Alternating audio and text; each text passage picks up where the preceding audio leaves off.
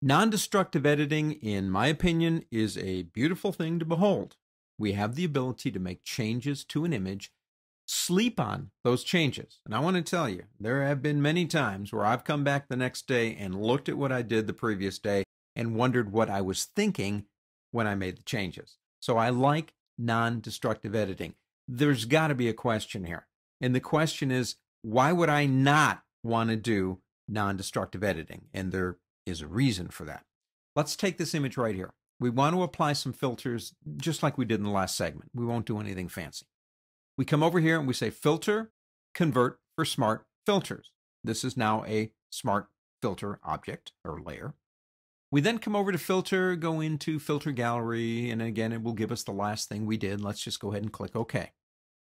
We now have the ability to turn it on, turn it off, double click, reopen, tweak, do anything we want to. I love this feature. So again, why am I not using it?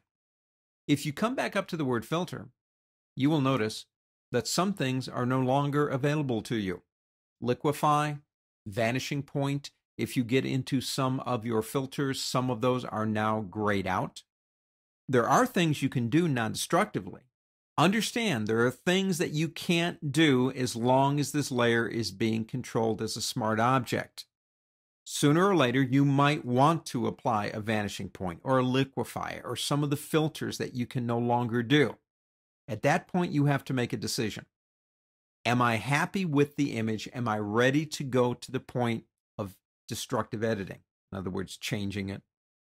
If you right-click your mouse on this layer, you will get the ability to rasterize the image. Understand what that means.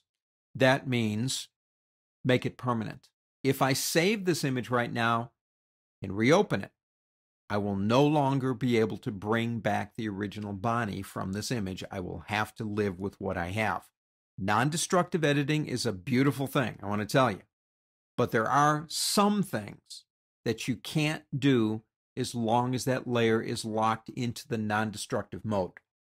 If you can make a decision that you're happy with what you have, and you really want to move to the next step because you need features that you no longer have, then you right-click. That would be one way. The other way would be to click on Layer and go down to the word Rasterize. Now, it's grayed out because we don't have anything to rasterize. But rasterize means commit. Remember that. Destructive, non-destructive. There's obviously a reason why we do non-destructive editing.